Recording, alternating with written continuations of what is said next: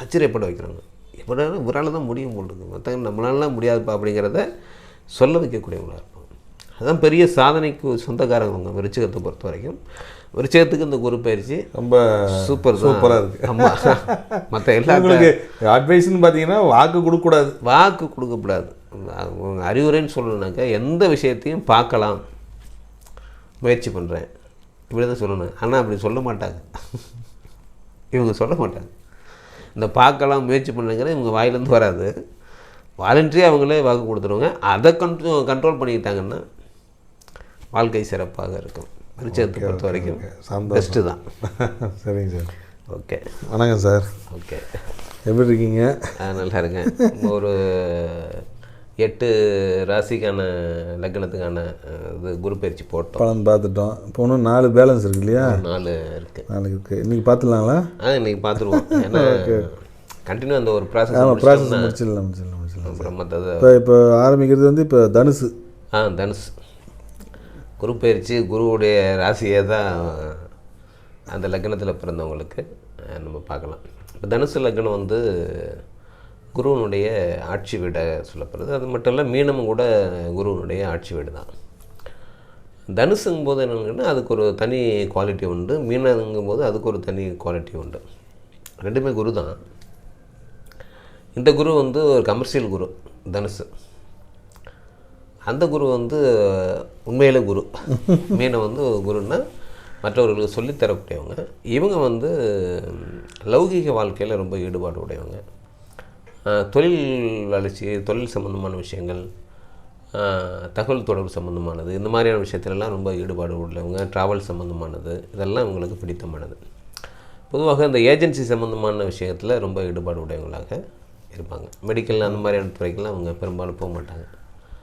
தனுசு லக்னத்தை பொறுத்த வரைக்கும் ஒரு போஜன பிரியர் வச்சுங்க, உணவு பிரியர். ஆமாம், மகாபாரதத்தில் பீமன் சொல்லி பீமனுடைய லக்னம். அப்படிங்கும்போது இவங்க என்ன பண்ணுவாங்கன்னா, ஒரு குறிப்பிட்ட இடத்துல உணவு நல்லா இருக்குன்னா தேடி போய் சாப்பிடுவாங்க.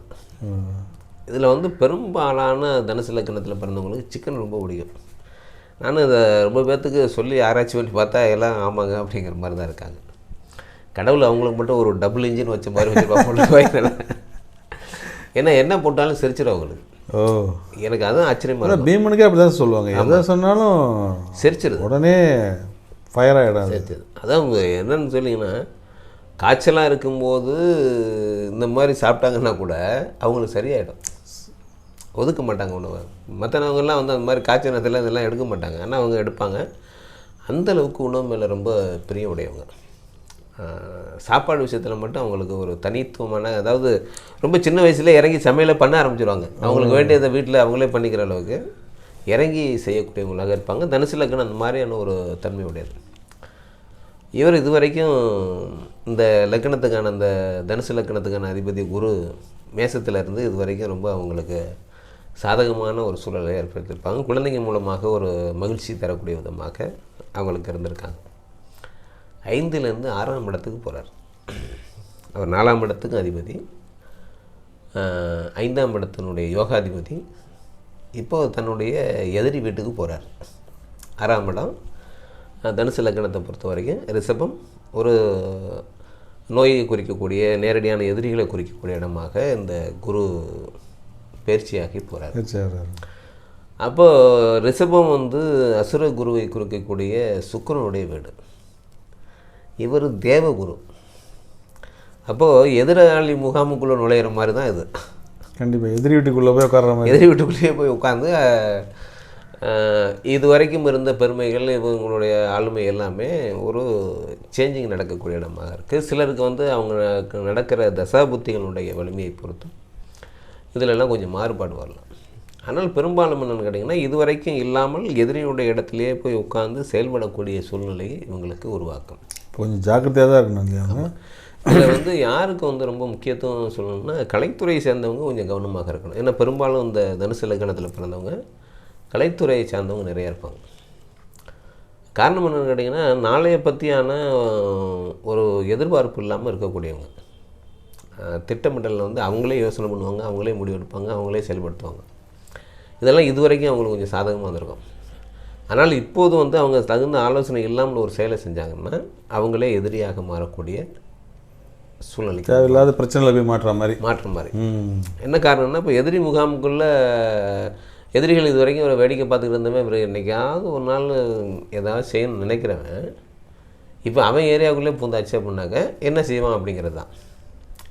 அது மாதிரியாக தனுசு லக்னத்தை பொறுத்த வரைக்கும் அவங்களுடைய தசாபுத்தினுடைய வலிமையை பொறுத்து தான் இந்த ஒரு வருடம் அவங்க எப்படி பயணிக்க போகிறாங்க, நல்ல விஷயங்கள் நிறைய நடக்க போகிறதா அல்லது கெட்ட விஷயங்கள் நிறைய நடக்க போகிறதா, ஹெல்த்து சம்மந்தமாக ஒரு கேரிங் அவங்க எடுத்துக்க வேண்டியது மிக மிக முக்கியமான. ஏன்னா 6ஆம் இடம் நோய் ஸ்தானம்னு சொல்கிறது. லக்னாதிபதியே அங்கே அந்த 6ஆம் இடத்துக்கு போகும்போது உடல் மேலே அவங்க ஒரு கவனத்தை எடுத்துக்கணும், ஆரோக்கியத்தின் மேலே ரொம்ப கவனம் செலுத்தணும். ஏன்னு கேட்டிங்கன்னா இவங்களுக்கு பெரும்பாலும் எங்கே பாதிப்பு ஏற்படுத்துனா தொண்டை சம்மந்தமாக தான். தொண்டை, இந்த சோல்ட்ரு, இந்த இடங்கள். பொதுவாக கேஸ் சம்மந்தமான பிரச்சனைக்கு உள்ளாகிறது யாருன்னு கேட்டால் தனுசு தான். ஏன்னா எல்லாத்தையும் பிடிச்சி சாப்பிட்றதுனால பொதுவாகவே கேஸு சம்மந்தமான ப்ராப்ளம் அவங்களுக்கு இருக்கும். அது இந்த நேரத்தில் மூச்சு சம்மந்தமான பிரச்சனையை கொண்டு வந்து விட்டக்கூடாது. அதனால் அந்த கேஸ் சம்மந்தமான பொருள்கள் சாப்பிட்றத அவங்க ஓரளவுக்கு தவிர்க்கிறது நல்லது. ஏஜ்டு பர்சன்ஸ், சின்ன பசங்களுக்கு ஒன்றும் பிரச்சனை இல்லை, ஏஜ்டு உள்ளவங்க கொஞ்சம் கவனமாக எடுத்துக்கணும். அதே மாதிரி படிக்கக்கூடிய பசங்க கொஞ்சம் கவனம் எடுத்து படிக்கணும். தொழில் எப்படி சார் இருக்குது அவங்களுக்கு? தொழில் ஒன்றும் பாதிப்பு இல்லை. இப்போ உடம்பு ஆரோக்கியத்தை பார்த்துக்கணும். உடம்பு ஆரோக்கியத்தை பார்த்து எதிரிகளை கூட வந்து ரொம்ப முக்கியத்துவம் கொடுத்து, இப்போ வழக்கு யாருக்காவது இருக்குது அப்படின்னா இங்கே கொஞ்சம் ஆறப்படணும். எதிரிகளை வலிமை அடையக்கூடிய காலமாக இருக்குது, எதிராளிகள் திறமையாக செயல்படக்கூடியதாக இருக்குது. அப்போ என்னென்னா இவங்க வந்து இந்த தொழில் சம்மந்தப்பட்டவங்க இந்த எதிரிகளுடன் கொஞ்சம் கவனமாக அமைதியாக இருக்கிறது நல்லது. அமைதியாக இருக்கணும். வழக்குகளுக்கெல்லாம் கொஞ்சம் தள்ளி போட்டுக்கிட்டே போக முடிஞ்ச அளவுக்கு எவ்வளோ தள்ளி போட முடியுமோ தள்ளி போட்டுக்கிட்டே போகணும். பிரச்சனைகளை வளர்க்காமல் ஆமாம் அமைதியான முறையில் இருந்துட்டாங்கன்னா இந்த பயிற்சி. அதே மாதிரி இவங்களுக்கு என்ன பிரச்சனை, வேறு பிரச்சனை இருக்குன்னு கேட்டிங்கன்னா, இப்போ 3ஆம் இடத்துல சனி இருக்குது. தனம், வாக்கு, குடும்ப, கல்வியை தீர்மானிக்கிற சனி கிரகம் மறைவு இடத்துல இருக்குது. அதுக்கு பிறகு இப்போ அந்த வீடு, நில, வாகனத்தை குறிக்கக்கூடிய, தாயாரை குறிக்கக்கூடிய 4ஆம் இடத்துல இந்த லக்னத்துக்கு ஒரு எதிர்மறையாக செயல்படக்கூடிய ராகு இருக்குது. அப்போ என்னென்ன மாதிரியான பிரச்சனைகள் உங்களுக்கு வரும்னு கேட்டிங்கன்னா, வீடு, நிலம், வாகனம் சம்பந்தமாக பிரச்சனைக்குள்ளாகக்கூடிய சூழ்நிலை ஏற்படுத்தும். வழக்கை சந்திக்கிற மாதிரியாக இருக்கும். தாயாருடன் சுமூகமாக உறவுகளை பேணணும், வாக்குவாதம் செய்யாமல் தவிர்த்திட வேணும். இது மிக மிக முக்கியம். ஏன்னா இவங்களும் குரு, தாயாரும் குரு. அப்படிங்கும்போது நான் சொல்கிறத கேட்கணும் அப்படிங்கிற கட்டாயத்தை இங்கே கொண்டு வந்து திணிக்கப்படாது. இதெல்லாம் பண்ணீங்கன்னா ஓரளவுக்கு இந்த ஒரு வருடத்தை இவங்க எஸ்கேப் ஆகிட முடியும். அவசரப்பட்டாங்களோ இல்லை ஒரு முடிவுகளை வந்து ஆலோசிக்காமல் எடுத்தாங்கன்னாவோ சிக்கலில் மாட்டிக்கக்கூடிய சூழ்நிலை வந்துடும். பெரும்பாலும் வந்து சரியான ஆலோசனையை வந்து அவங்க பெறவே மாட்டாங்க. இப்போ மற்ற லக்னங்களுக்கு இருக்கிற மாதிரி நண்பர்களுக்கு வந்து ஒரு பெரிய முக்கியத்துவம் வந்து இவங்க பெரும்பாலும் கொடுக்க மாட்டாங்க. காரணம் என்னென்னு கேட்டிங்கன்னா, அவங்க ஏதாவது ஒரு அட்வைஸ் சொன்னாங்கன்னா அவங்கள தவிர்த்துருவாங்க. அப்போ நிரந்தரமான ஒரு நண்பர் வந்து இவங்களுக்கு எப்போதும் இருக்க மாட்டாங்க. யாராவது ஒரு சிலர் வந்து இருக்கலாம். ஒரு 100 பேரை எடுத்துக்கிட்டோம்னா கிட்டத்தட்ட ஒரு 80 பேர் மற்ற இந்த நண்பர்கள் விஷயத்தில் அவங்க நிரந்தரமாக வைத்துக்கொள்ள மாட்டாங்க. சிலர் இந்த நண்பரை குறிக்கக்கூடிய 11ஆம் இடம் வலிமையாக இருக்கிறவங்களுக்கு மட்டும்தான் நண்பர் ஓரளவுக்கு நிரந்தரமாக இருக்கான். 80% நீங்கள் உறுதியாக சொல்லலாம் இவங்க நண்பரை நிரந்தரமாக வைத்துக்கொள்ள மாட்டார்கள். அப்போ இந்த எதிரிகள்லாம் போய் எதிரிகள் கூட இவருடைய நண்பர் சேர்கிறதுக்கே காலம் ஆயிடுது. ஆமாம், நண்பனே எதிரியாகக்கூடிய காலம் வந்துடுது. ஏன்னா 11ஆம் இடத்ததிபதி சுக்கிரன் தான், 6ஆம் இடத்ததிபதியும் சுக்கிரன் தான். இதுவரை இவங்களுக்கு ஒரு பெரிய சந்தோஷத்தை கொடுத்து கொண்டு இருந்த நபரே இப்போ எதிரியாக மாறிடுவார். அப்போ இதை வந்து என்னென்னு கேட்டிங்கன்னா அது பொறுத்து போகணும். சரி, அமைதியாக இருக்கிறது ஓரளவு உங்களுக்கு நல்லது பண்ணாங்கன்னா அந்த தனுசு லக்னம், அந்த லக்னத்தில் பிறந்தவங்க இந்த குரு பயிற்சியை ஓரளவுக்கு எதிர்கொள்ளலாம். இல்லைன்னா சிக்கலை சந்திக்க வேண்டியது ஆலோசனைன்னு பார்த்தா அமைதி தான் உங்களுக்கு ஆலோசனை. ஆமாம், அவசரப்படாமல் இருக்கிறது உங்களுக்கு நல்ல பலன். ஆமாம், பண்ணாங்கன்னா இதிலேருந்து உங்களால் தப்பிக்க முடியும். இல்லைன்னா சிக்கலில் மாட்ட வேண்டியிருக்கும். அதை கவனத்தில் எடுத்துக்கணும். ஏன்னா இப்போ மற்றவங்க சொல்கிறதுக்கும் நம்ம சொல்கிறதுக்கும் வித்தியாசம் இருக்குது. எல்லாம் தனுசு ராசிக்கு இந்த இதே மாதிரியான கருத்துக்களை சொல்லிட்டு போவாங்க. தனுசு ராசினால் ஒன்றும் இங்கே மாறப்போகிறதில்ல. அது பலனும் இல்லை உங்களுக்கு. லக்னம் தான் உங்களுடைய கேரக்டர். இப்போ உங்களுடைய கேரக்டர் இந்த லக்னத்தினுடைய அதிபதி எங்கே இருக்கார்? இப்போ கடந்த வருடம் வந்து பெரிய ப்ளஸ் அவங்களுக்கு 5ஆம் இடத்துல குரு இருக்கார். 4ஆம் இடத்து அதிபதி 5ஆம் இடத்துல லக்னாதிபதி அப்படிங்கிற ஒரு பல இதெல்லாம் வந்து அவங்களுக்கு ரொம்ப சாதகமாக இருந்தது. அதனால் இந்த கடந்த வருடத்தில் நிறைய விஷயங்கள்லேருந்து அவங்க ரிலீஃப் ஆகிருப்பாங்க. நிறைய விஷயங்களில் பாசிட்டிவாக பண்ணியிருப்பாங்க. ஒரு பூஸ்டப் ஆகிருப்பாங்க. அதே கோணத்திலேயே அதே தெம்போடையே போனாங்கன்னா இங்கே சிக்கலில் மாட்டோம். அதனால் இந்த ஒரு வருடம் கொஞ்சம் கவனமாக இருக்கிறது, அமைதியாகவும் கவனமாக இருக்கிறது நல்லது. தொழில் செய்கிறவங்க, கலைத்துறையில் இருக்கிறவங்க, வியாபாரிகள், வேலை பார்க்கவங்க கூட மேலதிகாரிகள்கிட்ட வாக்குவாதங்களை தவிர்த்தணும். இப்போ தன்னை விட தாழ்ந்து இருக்கிற ஆளுங்க ஏன்னா இப்போ இங்கே மறைமுகமான எதிரெல்லாம் கூடி நிற்கிறான். 3ஆம் இடத்துக்கு சனி போய் நிற்கிறான். சனி வந்து மக்களை குறிக்கக்கூடிய ஒரு கிரகம்.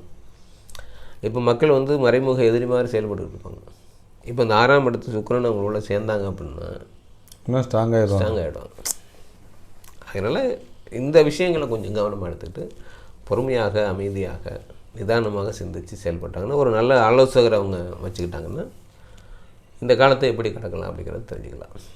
தனுசு லக்னத்தை பொறுத்த வரைக்கும் இது சுமாரான பலன்கள் கொடுக்கக்கூடிய குரு கவனமாக இருக்க வேண்டிய காலம். அடுத்து மகர லக்னம். தனுசுக்கு அடுத்து மகரம் தான். காலப்புருஷ தத்துவம்னு ஒன்று சொல்லுவாங்க. காலப்புருஷ தத்துவத்தில் அதாவது மேசத்துலேருந்து மீனம் வரைக்கும்ங்கிறது ஒரு காலப்புருஷ தத்துவம்னு சொல்லுவாங்க. அந்த வகையில் வந்து இதை இந்த மகரத்தை வந்து கர்மஸ்தானம்னு சொல்லுவாங்க. 10ஆம் இடம் ஆகிடுது இல்லைங்களா? இந்த காலப்புருஷ தத்துவத்துக்கு இது ஒரு 10ஆம் இடமாக ஆகுது. சனி கிரகம் வந்து இந்த மாதிரியாக ஒரு கர்மஸ்தானத்தை குறிக்கக்கூடிய கிரகமாக இருக்குது. அதாவது செயல், முயற்சிகள் எல்லாமே வந்து உங்களுக்கு நீங்கள் என்ன கர்மா செய்ய போகிறீங்க அப்படிங்கிறத தீர்மானிக்கிறது சனி தான். இப்போ இந்த சனி தான் இந்த இடத்துக்கான அதிபதியாக வர்றாரு. இந்த மகர லக்னத்தினுடைய அதிபதியாக சனி வர்றாரு. அது மட்டும் இல்லை, கும்பமும் வந்து சனியோடைய ஆட்சி வீடு தான். இதில் மகரம் ஒரு பெரிய ஸ்பெஷல் என்னன்னு கேட்டிங்கன்னா, இவங்களுக்கு 11ஆம் இடத்து அதிபதியும் செவ்வாய், 4ஆம் இடத்து அதிபதியும் செவ்வாய், 10ஆம் இடத்து அதிபதி சுக்கிரன், 2ஆம் இடத்து அதிபதி சனி, 7ஆம் இடத்து அதிபதி சந்திரன், 8ஆம் இடத்து அதிபதி சூரியன், 9ஆம் இடத்து அதிபதி புதன், 6ஆம் இடத்து அதிபதி புதன். இது ஒரு மற்ற லக்கணங்கள்லேருந்து இந்த மகர லக்கணம் மட்டும் கொஞ்சம் வித்தியாசமானது. பெரும்பாலானவங்க இந்த கலைத்துறையில் இருப்பாங்க. அதுக்கு சொல்கிற காரணம் என்னன்னு கேட்டிங்கன்னா, சபை கூச்சம் இந்த லக்கணத்துக்கு இருக்காது. பாட சொன்னால் பாடுவாங்க, ஆட சொன்னால் ஆடுவாங்க, நடிக்க சொன்னால் நடிப்பாங்க. அதாவது எந்த செயலில் இருக்காங்களோ அது மட்டுமே கண்ணுக்கு தெரியும். மற்ற விஷயங்கள் கவனத்துக்கே வராது. இப்போ ஒரு டான்ஸ் ஆடுறாங்க அப்படின்னு கேட்டிங்கன்னா, கீழே காலில் குத்தி ரத்தம் வந்துக்கிட்டு இருக்கு, பார்க்குறவங்களுக்கு தெரியும். கொஞ்சம் கூட அதை பற்றி கவலைப்படாமல் அவங்க பாட்டில் ஆடிக்கிட்டு இருப்பாங்க. இதுதான் மற்ற எந்த விஷயத்தை பற்றியும் அவங்களால யோசிக்க முடியாது. அந்த மாதிரி தன்மையோட பெரிய பெரிய ஆட்கள்லாம் இந்த மகர லக்னத்தை பிறந்தவங்க, கலைத்துறையில் இருக்கிறவங்களில் பெரிய பாடகர் இதில் இருக்காங்க, பெரிய இசையமைப்பாளர் மகர லக்னத்தை பிறந்தவங்க இருப்பாங்க. ஒரு அதே மாதிரி நீதிபதியே, இவங்க நீதிபதியும் கூட. அதுதான் மகாபாரதத்தில் விதுரர் காரணமே அதுதான். தனக்கான தோன்றிய விஷயங்களை சொல்லிவிடுவாங்க, ஒளிமறைவே இருக்காது, ஓப்பனாக சொல்லிவிடுவாங்க. அப்பா, அம்மா, மாமா, அண்ணன், தம்பி, எதை பற்றியும் கணவர், அதை பற்றியெல்லாம் கவலை கிடையாது. தனக்கு தோன்ற விஷயத்த இதை தான் கேட்டால் கேளுங்க, கேட்காட்டி போங்க. இதுதான் அவங்களுடைய பெரும்பாலாக இப்படி தான் செயல்படுவாங்க. நாளையை பற்றியான பெருசாக ஒன்றும் நாளைக்கு இதெல்லாம் சேர்த்து வைக்கணுங்கிற எண்ணமும் இருக்காது. இன்றைய வாழ்க்கை இருக்கா, முடிஞ்சு போச்சா, அடுத்து நாளைக்கு பார்ப்போம். யாருக்கும் பிரச்சனை மாதிரி இருப்பாங்க, இதெல்லாம் பார்த்துருக்கலாம். அதனால தான் ஒரு நீதியை சொல்லும்போது இவங்கள மாதிரி நீதி சொல்ல முடியாது. அவன் எவனாக இருந்தாலும் அதை பற்றி கொஞ்சம் கூட கேர் பண்ணாமல் இதுதான் நீதி, இதுதான் தண்டனை அப்படிங்கிறத பளிச்சுன்னு சொல்லக்கூடியவங்களாக இருப்பாங்க. இது ஒரு அந்த மாதிரியான ஒரு சிறப்புடைய ஸ்ட்ரெயிட் ஃபார்வர்டுன்னு சொல்லாமல், ஆமாம், நியாயத்தை சொல்லியே தருவாங்க. சில பேரை நீங்கள் பார்க்கலாம். இப்போ விதுரர் வந்து அந்த மகாபாரதத்தில் வந்து பொங்கி எழுறாரு இல்லையா, சபையில் அவ்வளோ பேர் உட்காந்துருக்கான். சபைக்குன்னு ஒரு நாகரிகம்னு ஒன்று இருக்குது. என்னென்னு ராஜா உங்கள்கிட்ட ஐடியா கேட்டால் தான் நீங்கள் சொல்லணும், அது வரைக்கும் பேசாமல் தான் உட்காந்துருக்கணும். இந்த ரூல்ஸ் படி எல்லோரும் உட்காந்துருக்காங்க. ஆனால் இவரால் வந்து உட்காந்துருக்க முடியல, பொங்கி எழுறாரு. இதெல்லாம் அநீதி, இதெல்லாம் ரொம்ப மோசமான செயல், நீ அழிவை தேடுற துரியோதனா அப்படிங்கிறத சொல்கிறாரு இல்லைங்களா. இது சட்டப்படி தவறு, தர்மப்படி நியாயம். இங்கே சொல்லலைன்னா அவன் மேற்கொண்டு தவறு செஞ்சுக்கிட்டே போகிறாங்கிறத அவர் சுட்டி காட்டுறதுக்காக அவர் சொல்கிறாரு. இந்த மாதிரியாக இவங்க சராசரி வாழ்க்கையில் உள்ளவங்க கூட இது போன்று பொறுத்து கொள்ளாமல் தவறுகளை உடனே சுட்டி காட்டக்கூடிய நபர்களாக இருப்பாங்க. இதில் என்னென்னா, நான் சொல்ல வேண்டிய சொல்லிட்டேன், நீ கேட்டால் கேளு, கேட்காட்டே போ, நாளைக்கு நான் சொல்லலைன்னு நீ சொல்லக்கூடாது அப்படிங்கிறதுக்குல இந்த அவங்க கடமை செஞ்சுருவாங்க. ஆமாம், இது செஞ்சுருவாங்க. இப்போ இந்த மாதிரியான இவங்களுக்கு இந்த குரு யாருன்னு கேட்டிங்கன்னா 12ஆம் இடத்து அதிபதி, விரயஸ்தானத்துக்கான அதிபதி, மறைமுகமான எதிரியான 3ஆம் இடத்துக்கு அதிபதி. இப்போ இவர் 4ஆம் இடத்துலேருந்து 5ஆம் இடத்துக்கு பயிற்சி ஆகிறார் மகர லக்னத்துக்கு. இப்போ 4ஆம் இடங்கிறது இவங்களுடைய வீடு நில வாகனத்தை குறிக்கக்கூடிய, தாயாரை குறிக்கக்கூடிய இடம். இது வரைக்கும் சுமூகமாக நல்லா தான் இருந்தது. இப்போ இருக்கிறது நல்லா தான். என்னென்னா, இவங்களுடைய குழந்தைகள் மேலே ரொம்ப பாசம் செலுத்தக்கூடியவங்களாக மாறுவாங்க. குழந்தைகள் இவங்களுக்கு பெருமை தேடித்தரக்கூடியவங்களாக இருப்பாங்க. இவங்களே பல இப்போ கலைத்துறையில் இருக்கிறவங்களுக்கு இந்த பாராட்டுகள் பெறக்கூடிய விதமாக, அவார்டுகள் வாங்கக்கூடிய விதமாக இருக்கும்.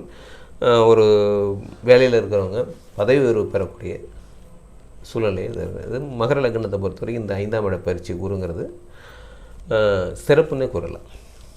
பரவாயில்ல மற்ற ஆமாம், ஏன்னா எதாவது சொல்கிறேன், இந்த மாதிரியான கேரக்டருக்கு இப்போ குரு ஒரு 9ஆம் பார்வையாக அவர் பார்க்கும்போது இவரை உயர்த்துவார். இப்போ எதிரி என்ன பண்ணுவோம், இப்போ நீங்கள் ஒரு நல்ல யோசனை பண்ணி பாருங்கள், எதிரி தான், ஆனால் வேணும்னு ஒரு பதவி உயர்வு கொடுத்து என்ன ஆகிறான்னு பார்க்கலான்னு சில பேர் குதர்க்கமாக நினைப்பாங்க தெரியுங்களா. அந்த மாதிரியாக இவங்களுக்கு ஒரு திடீர்னு ஒரு பாராட்டையோ வெகுமதியோ கொடுப்போம், இல்லை ஒரு ப்ரொமோஷனை கொடுத்து அவன் நினச்சிக்குமா அவங்களை கொண்டு போய் சிக்கலில் தள்ள போகிறோம். ப்ரொமோஷனும் கொடுத்து சில பேர் அவசியப்பட வைப்பாங்க தெரியுங்களா, அந்த மாதிரி நடக்கும். அதனால் அது இவங்க அதை பற்றியெல்லாம் பொருட்படுத்தாமல் அந்த வாய்ப்பை சரியாக பயன்படுத்தக்கூடிய நபராக இருப்பாங்க. மகர லக்னத்தை பொறுத்த வரைக்கும் குரு இவங்களுடைய 11ஆம் இடத்தை பார்க்குறாரு. 7ஆம் பார்வை பார்க்குறதுனால என்னென்னா, இவங்களுடைய ஆசைகள் நிறைவேறக்கூடிய விதமாக இருக்கும். குழந்தை பாக்கியம் இல்லாதவங்களுக்கு குழந்தை பாக்கியத்தை தரக்கூடிய யோகத்தை கொடுக்கும். திருமணம் அங்கே 4ஆம் பார்வையாக தான் 3ஆம் பார்வையாக பார்க்குறாரு கடகத்தை. திருமணம் சில பேருக்கு தடைபடலாம். இது திருமணத்துக்கான காலம் இல்லை. ஆனால் ஏற்கனவே திருமணம் ஆனவங்களுக்கு இது குழந்தை பாக்கியத்தை தரக்கூடிய விதமாக இந்த குரு பயிற்சி அமைஞ்சிருக்கு. திருமணம் சிலருக்கு தடைபடலாம்.